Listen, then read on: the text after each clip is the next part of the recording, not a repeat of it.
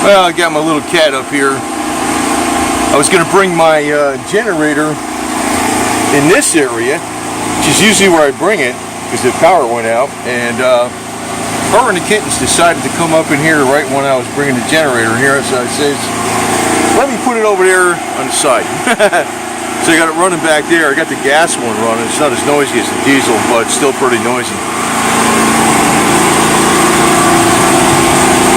And see it right there.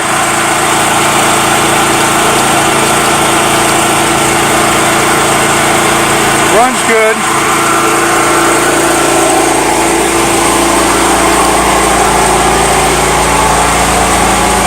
But it's a good damn thing I got one, because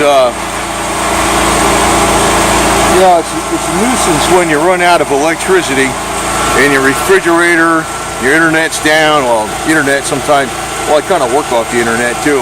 Man, it's a good thing I did all my accounting stuff. I finished up the rest of it last night. Good damn thing I did, because, well, I think it's only going to be out a couple hours though. But pays to get everything done ahead of time. Man, I'll tell you one thing, if you miss some regulations on something, it's kind of like, you know, I got my UT6 forms out and all that crap, and 941s and all that other junk. The estimated tax, got it all out, and started reviewing my schedules. I guess I could do them with the power out, but it's a lot easier to do it with the power on. But it's a good thing I got that generator out there, because the gas one is a little quieter than the diesel one, but you know, it's probably going to be about 2 hours. But I'm glad I got that gas generator. I put, I just changed the oil in it. I either use 1540. I think I use 1540 oil in it, and I also put Berryman B5 in the gas to keep the gas, you know, carbon buildup. Also got a spark plug on the hanging on there, just in case you need one. Also got the starting fluid right here on the top of the other generator, which is covered with a tarp. And also put a little Marble Mystery Oil in the gas generator, because you can run the gas generator pretty long if you got, you know, the right kind of oil. You run a Marble Mystery Oil, kind of keeps the heat down. And I run conventional oil, because with air-cooled motors, even though synthetic oil will work, you know, it will hold together a lot better than conventional oil as far as breaking down, it does not pull the heat away from the engine as well as conventional oil. So like if you got a water-cooled motor, you want to run synthetic. If you got an air-cooled motor, you want to run conventional oil, or maybe a mixture, you know, synthetic blend, because usually the synthetic blend is mostly conventional oil, because the conventional oil pulls heat away from you know, the metal better than the synthetic, even though the synthetic oil is more temperature resistant to breaking down. So I think I got 1540. I know I got 1540 in my diesel generator. I think I got it in that gas one too. But you know, if you keep the oil change on, that's a Vanguard motor. The only thing that's a pain in the ass is I got to set up these extension cords for like the refrigerator and some of the lights and junk like that. And I also got a well disconnect in the back that if I needed to run the well, I can. But I usually don't need to do that, because for one, I got a rain barrel right here. That's one thing I got. And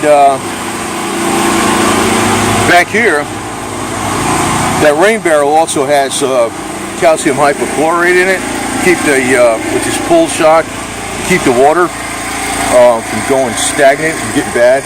I got a bunch of 5-gallon jugs here. I got some 12-gallon blue ones in the shed here, and I got more 5-gallon jugs over here, and I got 5-gallon jugs in here too inside the shed. besides the 12-gallon jugs. So I wouldn't need to put on the well disconnect for a while anyway. And that barrel over there, that 50-gallon barrel, I got the exhaust facing out this way. So, you know, it's not too noisy inside the house or nothing. But this rain barrel is designed to collect rain. I mean, it's what I'm saying. It is a rain barrel. Like if you took this spout and you put, you know, the spout coming in this way, you can collect rain. It's got the brass fitting on the bottom. So even though I got the well disconnect, I wouldn't need to use it for quite some time. So,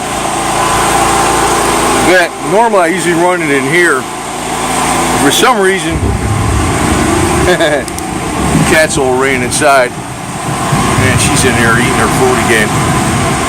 I cooked up some burgers and I gave her, I think it's chicken and liver food, and then I took the grease from the burgers and I put it on top of the cat food. Man, she loved it. But I got lots of diesel fuel. I got, you know, a tank. You can use like a regular, you know, gas pump thing. Got extra gas cans here. I don't have that much freaking gas, but you know, everything I got is full. This thing's almost full. The cars are almost full. Plus I got about, these are almost full too. I got a good 10 gallons there. Plus the generator's full. Yeah. Without even trying, I could run for, with my diesel reserves, I could probably run for about a month. But it's still kind of a hassle. I think if one of the things you probably want to get, I might get later on, is some solar panels with charge controller, because they're quiet and it's just good enough, you know, with an inverter and stuff to run for a while. Usually when the electric's out over here, the worst it's going to be is a couple days at max, but you're talking survival situation, man. You want something that's going to be good for years, and the only way you can have that is going to have to be solar power. But this was unexpected. I was out here kind of working on a car, putting a distributor in, and the electric went out. So had to do this. It was raining out like a son of a bitch, but you know, what are you gonna do? That's what happens, man. But that's why I got two generators. I got one diesel, one gas, and they got several inverters. One of them's like a 1200 watt, and you know, I use them when you need them, and they're great to have.